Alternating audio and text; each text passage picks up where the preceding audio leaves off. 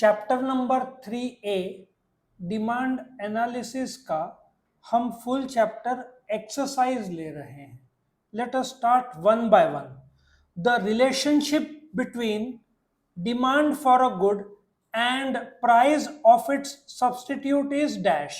Direct, inverse, no effect, can be direct and inverse. क्या लगता है सबको? इनवर्स. तुम्हारा लॉजिक बताने के लिए तुम्हारा आंसर गलत है, उसका लॉजिक देखो क्या है. नाउ मैं एक ग्राफ ड्रॉ कर रहा हूं, ठीक है.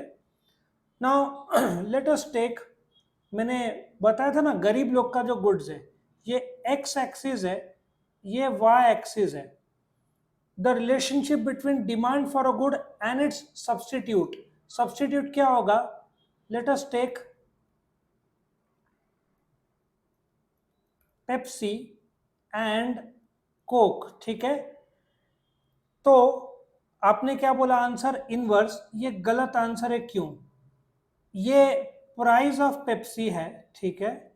ये प्राइस ऑफ पेप्सी है, ये कोक का क्वांटिटी है. Do you agree? नाउ यदि पेप्सी ने दाम बढ़ा दिया तो कोक का क्या होगा? सेल बढ़ेगा. सो दोनों एक ही डायरेक्शन में जा रहे हैं, बराबर ना. पेप्सी ने अपना दाम बढ़ा दिया, दाम बढ़ा दिया तो कोक का सेल क्या हो जाएगा? बढ़ जाएगा ना. सो जब दोनों एक ही दिशा में जाते हैं, so the correct answer is what? Direct. समझ में आया कैसे फंसाया जाता है बच्चों को? मेजॉरिटी लोग आंसर क्या लिखेंगे? इनवर्स. लेकिन लॉजिक क्या है? डायरेक्ट. ऐसे इकोनॉमिक्स में लोग बहुत फंसाते हैं. The relationship between income and demand for inferior good is direct, inverse, no effect, can be direct and inverse. क्या लगता है इसका answer? Inverse. Let us check out. एक आंसर आया है इनवर्स. सॉरी, इफेक्ट तो होगा, इफेक्ट तो होगा. तू जो बोल रही है जीरो इलास्टिसिटी, जीरो इलास्टिसिटी तब होता है जब तेरा इम्पैक्ट, एक का दाम बदला तो तेरे को इम्पैक्ट नहीं होगा. वो दारू और दूध का एग्जांपल. दारू का दाम चेंज हुआ तो दूध में कोई इम्पैक्ट नहीं आएगा, वहां पे नो इफेक्ट आता है. जीरो इलास्टिसिटी इकोनॉमिक्स में रेयर होगा. So let us check out. मैं ड्राइंग करके बताता हूं. ये इसलिए मैं एक्सप्लेन करके बता रहा हूं कि एग्जाम में आपको कंफ्यूज होगा. इकोनॉमिक्स में वो लोग कंफ्यूजिंग ऑब्जेक्टिव्स डालते हैं, तो एक रफ वर्क में ड्रॉ कर लेने का. यहाँ पे क्या होगा? इनकम होगा, ठीक है.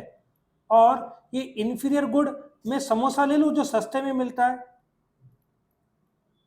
ना. एक बात बताओ, तुम्हारा इनकम बढ़ गया तो तुम समोसा ज्यादा खाओगे कम खाओगे? तुम कम कर दोगे और उसके जगह पे बर्गर पिज्जा में शिफ्ट करोगे. ये ऑपोजिट हुआ ना. तो ये ऑपोजिट को क्या बोलेंगे? नेगेटिव स्लोप है.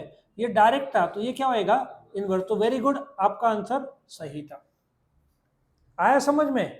सो वंस ये ड्रॉ करने के बाद आपका तुक्का नहीं रहेगा. नहीं तो वो बोलते ना लक फैक्टर नहीं चाहिए. इन्फॉर्म्ड साइंटिफिक तरीके से आपका आंसर आना चाहिए. आपको एग्जाम में ऐसे ग्राफ ड्रॉ करना पड़ सकता है रफ वर्क में, क्वेश्चन पेपर में नहीं करना. ओके, आगे बढ़ू. Number 3, symbolically the functional relationship between demand and price can be expressed as dx is equal to fpx, dx is equal to fpz, dx is equal to fy, dx is equal to ft. अब हम reverse psychology लेते हैं. Now demand for commodity x is a function of price of commodity z. ये दो अलग हो गया तो ये तो नहीं हो सकता. यहां पे भी x और y नहीं हो सकता, x और t नहीं हो सकता. सो correct answer is what? a. समझ में आया? डिमांड मैं बता देता हूं. Demand for commodity x is a function of price of commodity x. ये एक्स और ये एक्स, क्योंकि ये एक्स का price, x can be Cadbury. यदि कैडबरी का दाम बदलता है तो तुम्हारा प्राइस बदलता है, तो कैडबरी का क्वांटिटी में फर्क आएगा. तो दोनों सेम चाहिए ना. Okay, next. When less units are demanded at a higher price, it shows increase in demand. बाकी लोग आंसर दो. Expansion of demand, decrease in demand और कॉन्ट्रैक्शन ऑफ डिमांड. क्या लगता है तुम्हारा कंसेप्ट कैसे कहाँ चला गया? क्या बोल रहे हो तुम लोग? अच्छा, पहले मैं बता दूं, तुमने जो आंसर दिया decrease in demand, decrease in demand में क्या होता है, ये ओपी है, ठीक है, ये तुम्हारा ओक्यू है। सपोजिटली 100 रुपए में दिन में 10 छतरियां बिकते हैं, बारिश का सीजन खत्म हो गया, छतरी का दाम सेम है 100 रुपया, लेकिन लोग कम खरीदेंगे, डू यू एग्री? तो ये सेल हो जाएगा, उनका क्वांटिटी Q1 में 5 हो जाएगा, इसको डिक्रीज बोलते हैं। जहां पे प्राइस सेम है, now when units are demanded at a high price, price change हुआ तो इधर प्राइस चेंज हुआ तो एक्सपांशन होगा या कॉन्ट्रैक्शन होगा? तुम्हारा डिक्रीज पूरे तरीके से गलत है, क्या होगा आंसर? कॉन्ट्रैक्शन। प्राइस कांस्टेंट रहता है डिक्रीज में, और एक्सपांशन कॉन्ट्रैक्शन में प्राइस चेंज होता है। अब इसको एक्सप्लेन करने के लिए मैं आपको एक और ग्राफ देता हूं। ये ओपी था, प्राइस बढ़ के OP1 हो गया, करेक्ट? सो ये ओपी था, ये ओरिजिनल क्वांटिटी था, प्राइस बढ़ गया तो क्वांटिटी क्या हो गया? कम हो गया ना, तो इसको क्या बोलेंगे? कॉन्ट्रैक्शन। ये क्यू था Q1 में, थोड़ा और बड़ा ड्राइंग चाहिए आपको तो बना के देता हूं। ये देखो, ये आपका ओपी था, ये ओरिजिनल क्वांटिटी OQ था, आपका प्राइस बढ़ गया OP1, तो डू यू एग्री आपका क्वांटिटी कम हो जाएगा? सो प्राइस बढ़ने की वजह से क्वांटिटी घटा, इसको हम क्या बोलेंगे? Contraction of demand. So correct answer can only be D, ABC नहीं हो सकता। ये आपको एग्जाम में हो सकता है ग्राफ्स ड्रॉ करना पड़े, नहीं तो डायरेक्टली आपको हो सकता है उस समय ख्याल भी ना आए, है ना? Can we move forward to the next part? चलो मैं आगे बढ़ता हूं अभी, ठीक है। Come to question number 2। सब लोग क्लियर बेटा यहां तक? क्वेश्चन नंबर 2 में आओ। Give economic terms. ये बड़े ध्यान से करने का, इसके मल्टीपल डायमेंशन निकलते हैं कुछ जगह पे, रीड करके तुरंत आंसर नहीं सोच के देना। A situation where more quantity is demanded at a lower price. अब रीड करो शब्द, क्या लगता है? Expansion of demand. मैं आपके लिए ग्राफ ड्रॉ करके बताऊं। सपोजिटली ये आपका ओपी ओरिजिनल प्राइस है, ये आपका ओरिजिनल क्वांटिटी है, ठीक है। ये प्राइस लोअर प्राइस मतलब क्या हुआ? प्राइस घटा P1, so do you agree where more quantity, ये Q1 बढ़ गया DD, सो प्राइस घटा तो क्वांटिटी बढ़ा, उसको टेक्निकली क्या बोलेंगे? पूरा लिखने का, एक्सपांशन ऑफ डिमांड। सबको समझ में आया बेटा? Graphical representation of the demand schedule, demand का, ये तो इजी है। जो शेड्यूल है उसको जब तुम ग्राफिकल फॉर्म में कन्वर्ट करते हो उसको क्या बोलते हैं? Demand curve. D capital C capital रखने का, 1 मार्क का है। A commodity which can be put to several uses. याद है मैंने टाइप्स ऑफ डिमांड में बताया था, जैसे कि एग्जांपल किसका दोगे? सिलेंडर, तुम घरगुती गैस गीजर, गाड़ी के इसमें LPG, कंपोजिट डिमांड, ठीक है। फिर electricity can be put to multiple uses. More quantity is demanded due to change in the factors determining demand other than the price. Same है, ये तुम्हारा ग्राफ है, ये ओपी है, ये आपका क्वांटिटी OQ है। More quantity is demanded but price वही है, factors other than the price. Same example लो, 100 रुपए का दाम है, महीने में 10 दिन में 10 छतरियां बिकते हैं, ये ओरिजिनल डिमांड कर्व है। बारिश का सीजन आ गया, अभी 25 बिकेगा, आपका डिमांड बढ़ गया, so price is same but आपका क्या बढ़ा? क्वांटिटी बढ़ा, इसको क्या बोलेंगे? Increase in demand. एग्जाम में कंफ्यूजन हो रहा है तो एक रफ में ग्राफ ड्रॉ कर लो तो आपको आइडिया आ जाएगा। आया समझ में? और हाँ, ये तो आना चाहिए। A desire which is backed by willingness to purchase and ability to pay. Chapter का नाम है डिमांड एनालिसिस, है इसमें डिमांड, करेक्ट। सो हम आगे बढ़ते हैं। डिस्टिंग्विश बिटवीन हमने तीनों ले लिए हैं, इसके अलग से हमने वीडियोस भी बनाए हैं। एक्सपांशन, कॉन्ट्रैक्शन, इंक्रीज डिक्रीज, चारों का साथ में भी वीडियो बनाया है। एक्सपांशन का भी अलग से वीडियो बनाया हुआ है, ठीक है। नाउ ये 3 था। 4 स्टेट विद रीजंस। याद रखो, स्टेट विद रीजन है तो आपको रीजन भी देना पड़ेगा, वेदर यू एग्री और डिसएग्री। 4 मार्क का आएगा, 1 मार्क का एग्री और डिसएग्री, 3 मार्क का explanation. Demand curve slopes downward from the left to the right. Do you agree और डिसएग्री? एग्री, क्योंकि मैंने उसका अलग से वीडियो भी बनाया हुआ है। यहाँ पे जस्ट एक शॉट में देख रहे हैं, ये आपका OP है, ये OQ है, प्राइस घटा तो क्वांटिटी बढ़ा, सो ये नेगेटिव स्लोप है। इसको मैंने अलग से वीडियो बना के एक्सप्लेन भी किया है, सिर्फ अभी अपना ऑब्जेक्टिव के बेसिस पर एग्री और disagree, yes left to right जा रहा है तो agree. Price is the only determinant of demand, क्यों? Because there are other determinants like income, taste, preferences, substitute, complementary, income, quality। McDonald's का स्टोरी बनाया हुआ है, 12 पॉइंट्स का, तुमको याद होगा। when price of given goods fall the demand for it increases। सोच के बोलो, गिफन गुड्स इंफीरियर गुड्स है, उसका वो एक्सेप्शनल डिमांड कर्व है, तो यदि प्राइस गिरेगा तो क्वांटिटी भी गिरेगा। सो ये डिसएग्री है, इसका भी अलग से वीडियो बना है, ठीक है। चलो आगे बढ़ते हैं हम लोग, अभी नेक्स्ट में आते हैं। ये हमने जब मार्केट डिमांड एक्सप्लेन किया था तभी ऑलरेडी किया था, एक और बार कर लेते हैं। ये आपका प्राइस है 25 रुपया, ये आपका कंज्यूमर है, कंज्यूमर बी, कंज्यूमर सी। क्या करेंगे इधर? 16 प्लस 15, 31 प्लस 12, 43,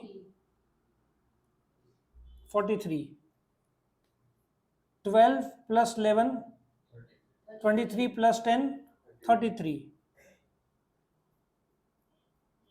35 प्राइस है। ये तीन का टोटल आपको लेना है, ठीक है।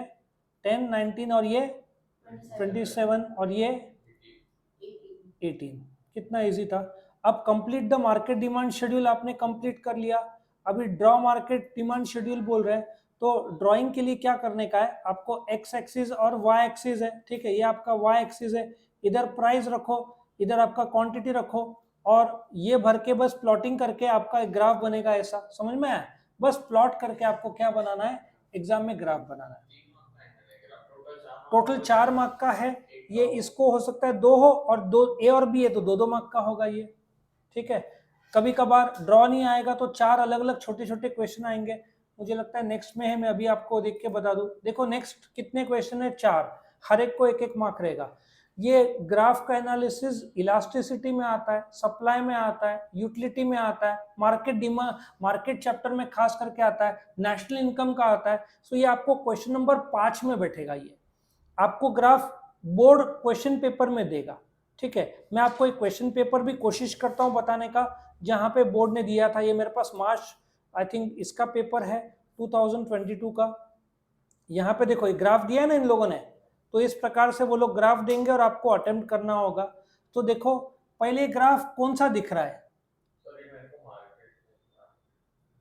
कौन सा ग्राफ दिख रहा है? कोई बोल सकता है?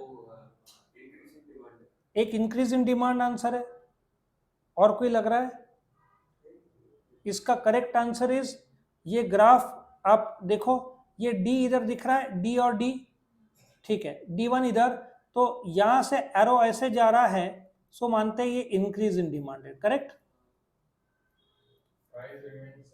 प्राइस सेम दिख रहा है, और ये देखो ये इधर भी तो जा रहा है, सो इंक्रीज और डिक्रीज एक ही ग्राफ में दिया है। हमने जब ग्राफ सीखा है दोनों अलग अलग सीखा है। सो ये ग्राफ राइट किस चीज का है? Increase and decrease in demand दोनों का है। अभी number 1 rightward shift in demand curve, मैं इसको डिलीट करता हूं ताकि आपको क्लियर दिखे। राइटवर्ड शिफ्ट मतलब डी डी से D1 ये साइड जाए, ठीक है। क्या करोगे? राइटवर्ड शिफ्ट, ये ओरिजिनल डी हमेशा ओरिजिनल रहता है, यहां से D1 में राइट साइड जा रहा है, तो आप क्या करोगे? क्या करोगे बोलो? Okay, can we start now? ये देखो ये आपका डी ओरिजिनल है, यहां से D1 में जा रहा है, ठीक है। कोई बोल सकता है क्या है? इसको और क्लियर बताओ। ये देखो ये इतना में फोकस करो, लेफ्ट टू राइट जा रहा है, क्या करोगे? So it is increase in demand. So पहला आंसर है इंक्रीज इन डिमांड। 1 मार्क का रहेगा, 1। नेक्स्ट लेफ्टवर्ड शिफ्ट, मतलब ये लेफ्टवर्ड शिफ्ट कहाँ होगा? ये डी और लेफ्ट साइड जा रहा है, सो ये क्या होगा? लेफ्टवर्ड शिफ्ट को क्या बोलेंगे? समझ में आ रहा है? कुछ डाउट है बेटा तेरे को? मैं बता दूं, ये तेरा ओरिजिनल है। कौन सा? ये तेरा डी ओरिजिनल डिमांड कर्व है, यहां से लेफ्टवर्ड जा रहा है, प्राइस सेम है but it is going leftward. What does that mean? Decrease in demand. मतलब D2 आया तो यस, लेफ्टवर्ड हाँ डिक्रीज हो रहा है price, but price should be the same, price same है। प्राइस चेंज हुआ रहता तो वो क्या होता, या तो एक्सपांशन होता या कॉन्ट्रैक्शन होता, और वो लेफ्ट साइड गया ही नहीं होता क्योंकि वो मूवमेंट एक ही कर्व में होता है। और अगर लेफ्ट में D1 रहता लेफ्ट में D1 रहता तो उन्होंने बोला होता, राइट साइड में D2 किया होता उन्होंने फिर। तो मतलब डिक्रीज लेफ्ट वो तो बताने के लिए है। इसको मैं दो कर्व में भी बांटू, ये तेरा दो कर्व हुआ, ठीक है, मैं दो कर्व में बता देता हूँ। ये तेरा OP, ये OQ। So what is happened, ये ओरिजिनल D है, ये ओरिजिनल, ठीक है, ये तेरा इसको मैं इधर कर दूं थोड़ा Q1। सो ये तेरा इंक्रीज है। Now what they have done, एक और ग्राफ ड्रॉ किया है इन्होंने, ये OQ, ये OP। So what they have done, इन लोगों ने इंक्रीज और डिक्रीज, ठीक है, ये D और D और D2, इधर से एक लाइन जाएगा, सो इसको ऊपर लिखो, ये D2 what they have done, instead of two graphs they have merged both the graph into one. अब नामकरण D3 करे, स्टार्ट कैसे देखने का, D1 राइट हैंड साइड में मतलब इंक्रीज, लेफ्ट हैंड साइड में D2 है मतलब डिक्रीज। नाम कुछ भी रखे बोलो, तेरे को सीक्वेंस देखना है। D1 भी, लेकिन सिंस इसका नाम D1 दिया है ऑलरेडी इसका, तो इसका वापस D1 नहीं रखेंगे, कर्व अलग तौर पर बताना पड़ता है सबके। एज स्टूडेंट तुम्हारे सबके नाम अलग अलग है, यदि एक ही नाम रहा, अब जैसे अपने क्लास में दो आयुष है, ठीक है, एक बार फोन आया, मैं शाम के बैच का सोचा, वो था सवेरे आयुष। अभी भी आज सवेरे एक वेदांत का फोन आया, लेकिन वेदांत 12th में भी 11th में भी है। अलग अलग नाम से मुझे आसानी होता है, एक ही नाम से फिर ऐसा भी हुआ है, अब निकिता नाम 3 से 4 बार, एक ही बैच में 3 स्टूडेंट, श्रेया एक बैच में 4 श्रेया, देन मैंने नाम रख दिया श्रेया 1 2 3 4 एडमिशन जैसे आता है। सो इसलिए नाम अलग रखना चाहिए, और इकोनॉमिक्स में जो है ना, हर नए कर्व को नाम अलग रखते हैं, ठीक है। अब यहाँ पे क्या बोला है, ये ग्राफ को ऑब्जर्व करो, प्राइस रिमेन्स कांस्टेंट या सेम भी चलेगा।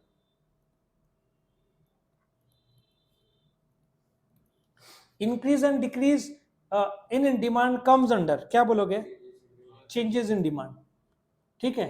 और चेंजेस इन डिमांड, यदि एक्सपांशन और contraction comes under variation in demand, ठीक है। हो गया इतना। अब इन लोगों ने नेक्स्ट ड्राइंग दिया है, अभी इसको भी ये लोग मर्ज करके एक में ही कर सकते थे। ये कौन सा है, देखो एरो नीचे, इंक्रीज नहीं है, इंक्रीज में प्राइस सेम चाहिए, ये प्राइस घट रहा है क्वांटिटी बढ़ रहा है, पहला क्या दिख रहा है, फोकस करो, फोकस करो, प्राइस क्या हो रहा है, ये प्राइस क्या हो रहा है बताओ, प्राइस गिर रहा है तो क्वांटिटी बढ़ रहा है, पहला एक्सपांशन ऑफ डिमांड है। देखो कैसे वो लोग फंसाएंगे तुमको, पहला एक्सपांशन ऑफ डिमांड है, प्राइस घट रहा है क्वांटिटी बढ़ रहा है, ये एक्सपांशन ऑफ डिमांड है।